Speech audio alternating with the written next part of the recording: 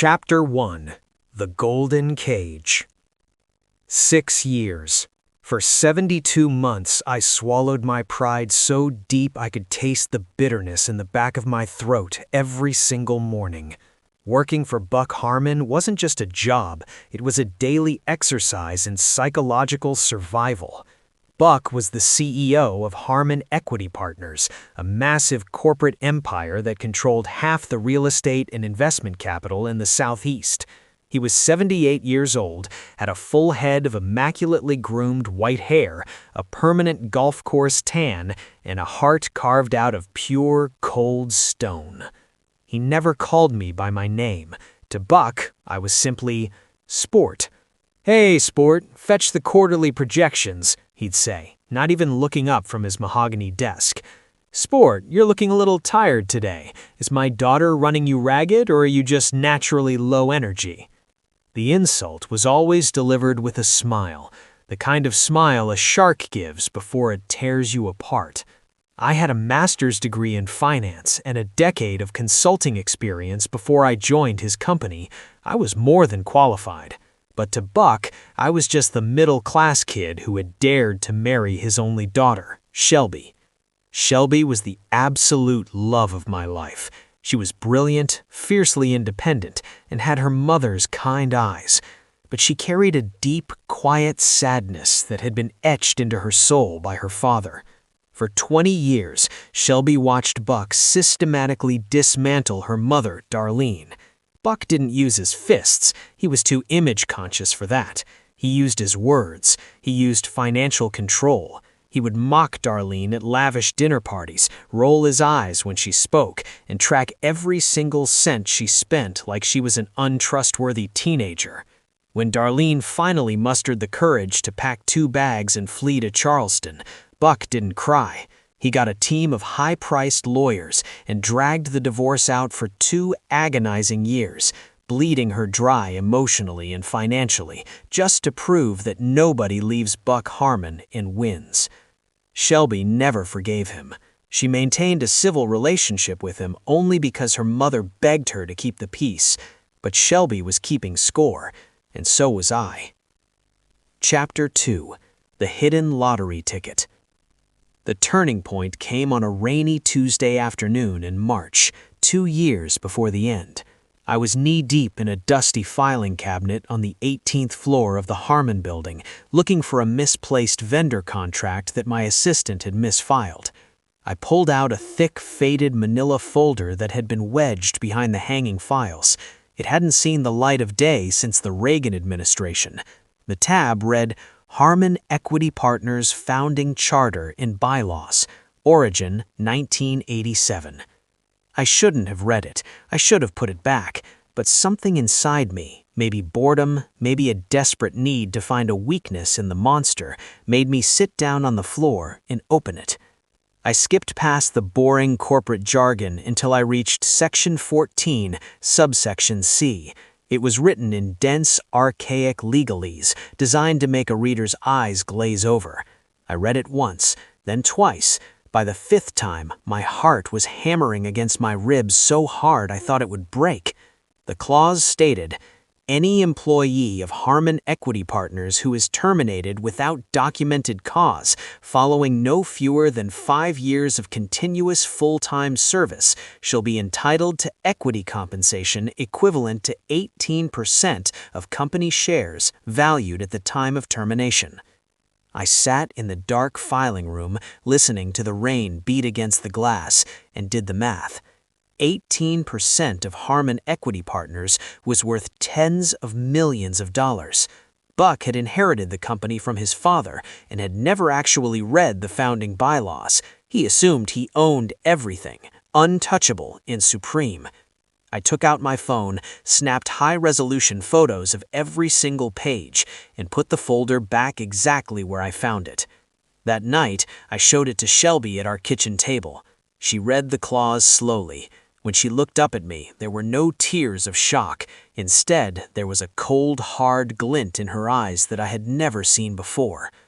"He made my mother feel worthless for 20 years, Craig," she whispered. her voice trembling not with sadness but with absolute fury.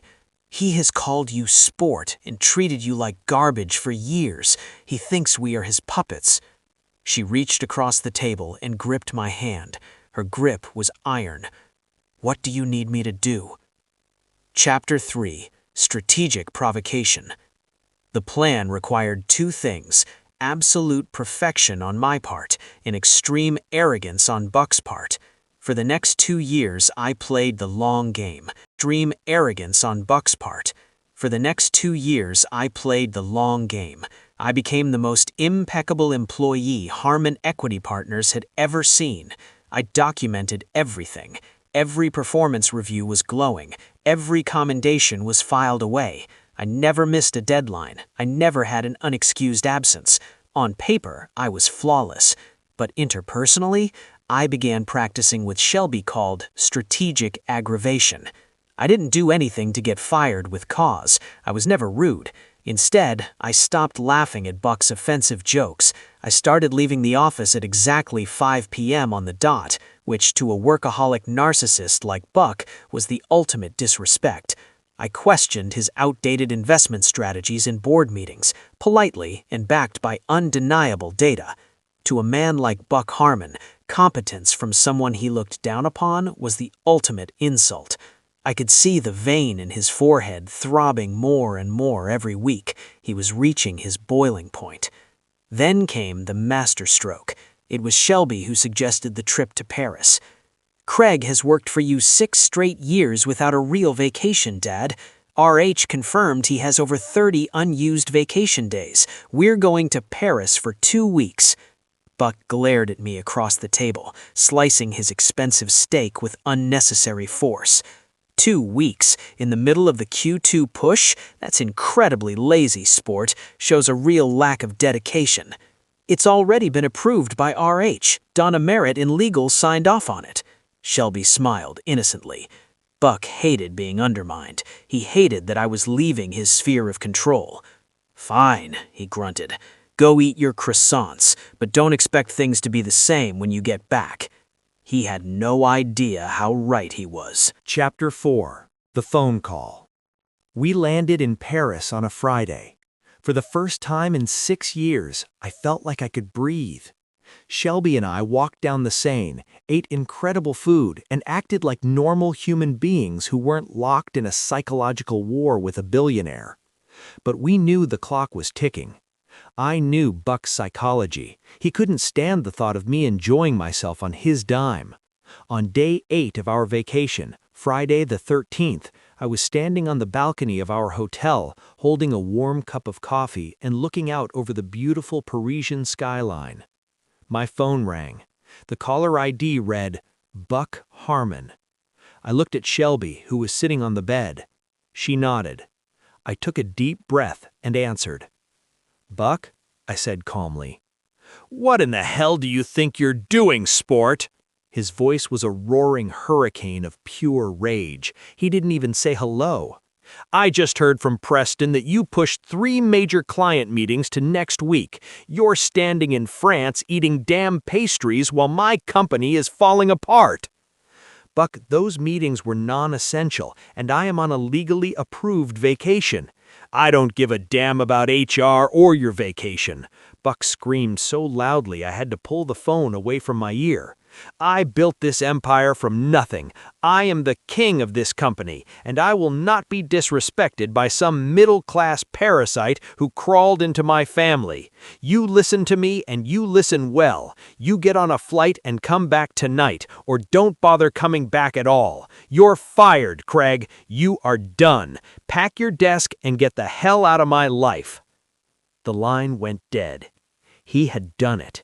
He had fired me verbally, without a shred of documented cause, while I was on an approved vacation, past my 5-year employment threshold. I looked at Shelby. A single tear rolled down her cheek, but she was smiling. "He said it," I whispered. "He fired me." "Then let's finish our vacation," Shelby said, standing up and wrapping her arms around me, "and then we go home and take what is ours." Chapter 5: The Boardroom Execution.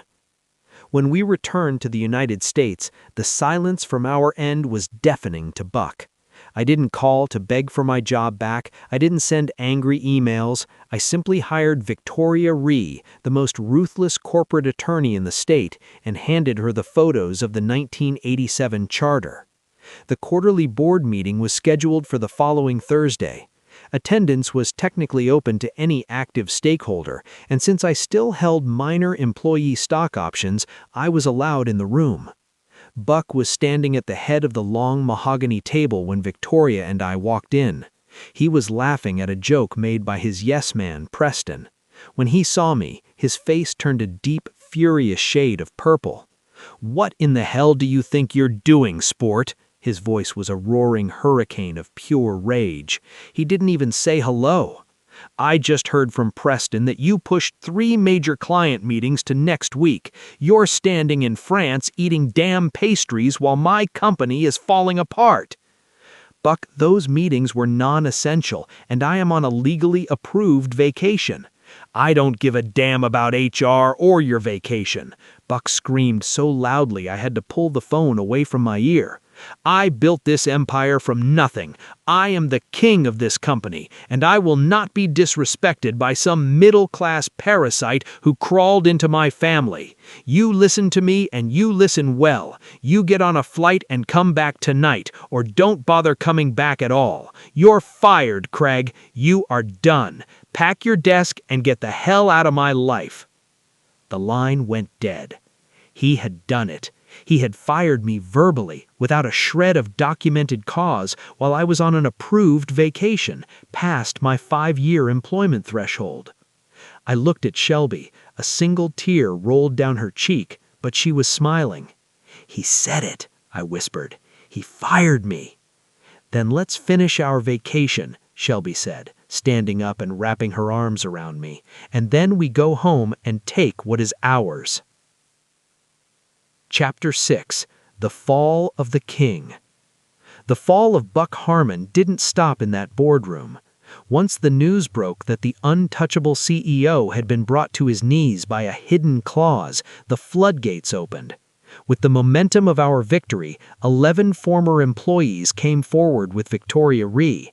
They brought forth massive, documented claims of wrongful termination, hostile work environments, and severe discrimination that Buck had swept under the rug for years. The legal bills piled up. The board, realizing that Buck was now a massive financial and public relations liability, forced him to step down as CEO the following week.